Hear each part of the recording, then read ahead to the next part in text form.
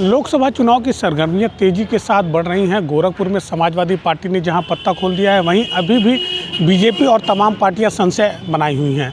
ऐसे में गोरखपुर की जनता के बीच में हम हैं और उनसे जानना चाहेंगे कि वो इस लोकसभा चुनाव में उनके क्या मुद्दे रहेंगे और जो सरकारें थी उनके जो वादे थे उन्होंने कितने पूरे किए। हमारे साथ लोग हैं। भाई साहब, हम जानना चाहेंगे कि क्या जो वादे थे चुनाव को लेकर वो पूरे हुए या नहीं हुए? नहीं, वादे तो सब पूरे हुए हैं, विकास भी हुआ है और विकास हो भी रहा है।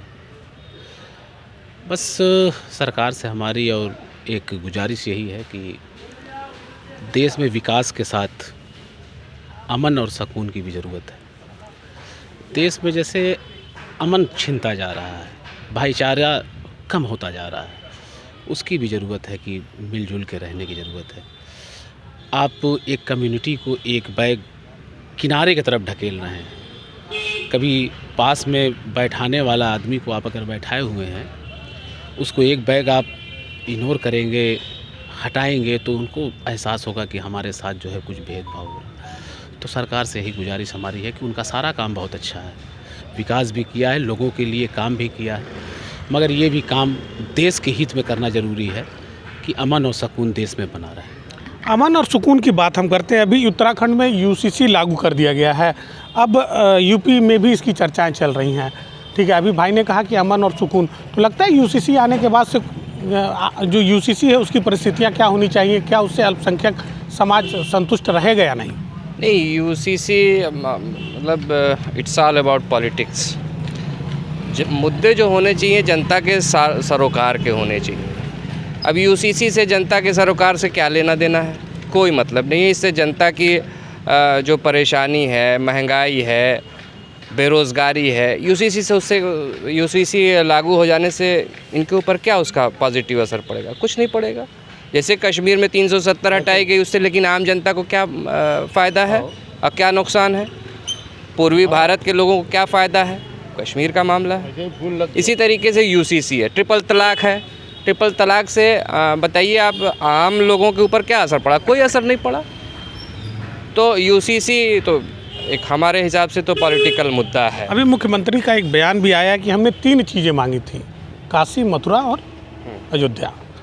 ठीक है, इसको लेकर अल्पसंख्यक समाज क्या सोचता है, क्या कहना चाहेगा? नहीं, बिल्कुल गलत है। देखिए, जब हमारे संविधान में ये लिखा हुआ है कि जो स्टेटस 1951 और 53 में बना था वो एज इट इज़ रहेगा, चाहे वो किसी भी मज़हब के लोग रहे हों, चाहे मंदिर हो, मस्जिद हो, गुरुद्वारा हो, चर्च हो, जो जिस स्थिति में है उसी स्थिति में रहेगा, उसको टच नहीं किया जाएगा। इससे हार्मनी बिगड़ती है, देश में माहौल बिगड़ता है। लोगों को एहसास है इस बात का बहुत ज़्यादा कि हम खाली देते जाएं।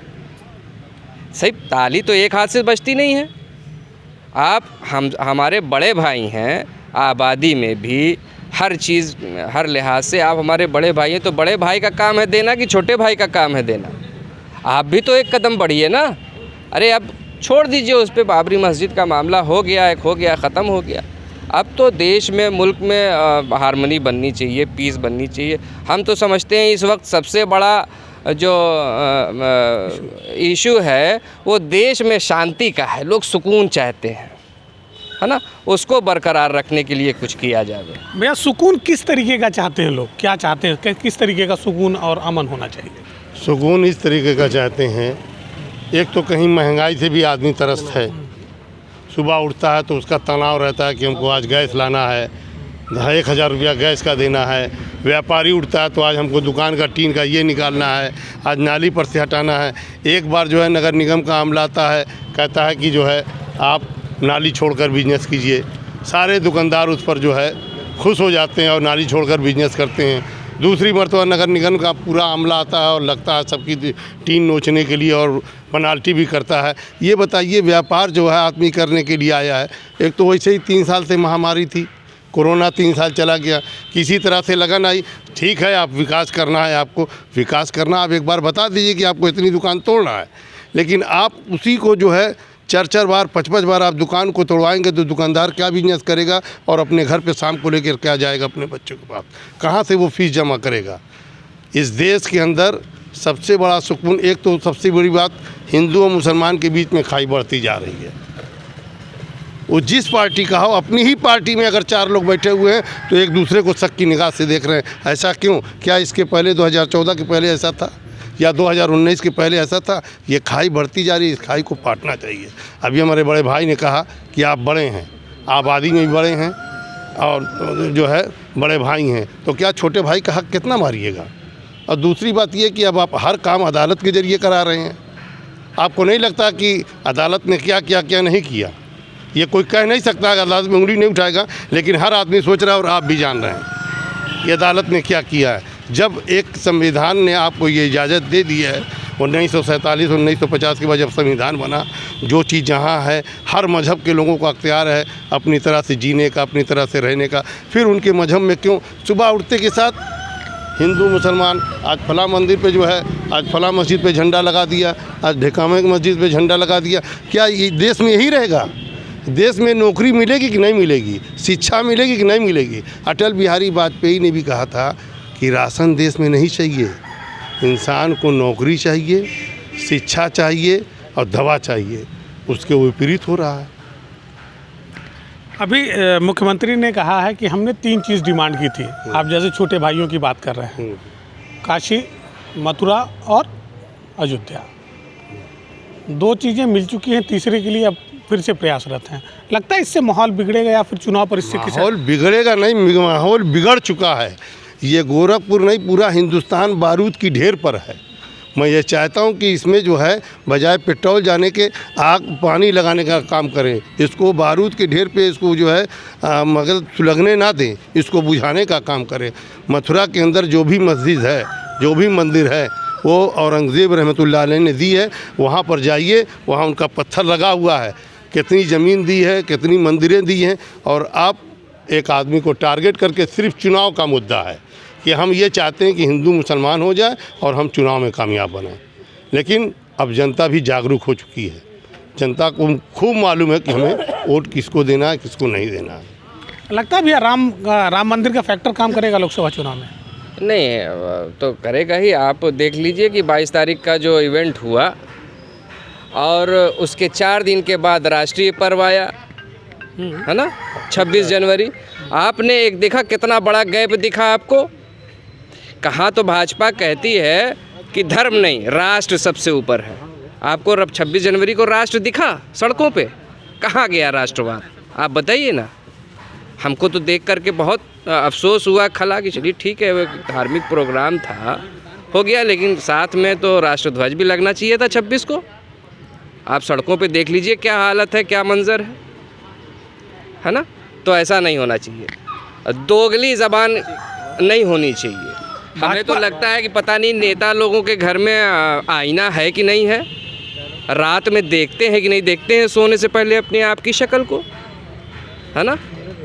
टीवी में आप तो बैठते हैं, कहीं कोई अल्पसंख्यक का प्रवक्ता बैठता है, हम लोग देखते हैं टीवी ना, तो भाजपा के प्रवक्ता कहते हैं बताइए आपके लिए राष्ट्र ऊपर है कि धर्म ऊपर है, बताइए आपके लिए राष्ट्र ऊपर है कि धर्म ऊपर है।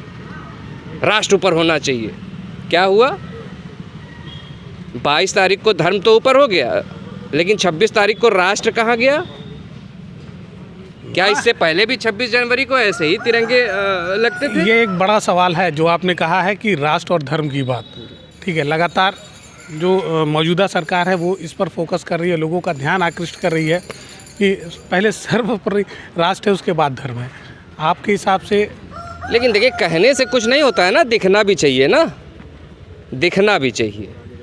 कैसे न्यायपालिका के बारे में कहा जाता है कि न्याय सिर्फ होना नहीं, दिखना भी चाहिए, तो दिखा तो नहीं। क्या लगता है जो अल्पसंख्यक समाज है वो मौजूदा सरकार से संतुष्ट है या नहीं? हम नहीं बता पाएंगे।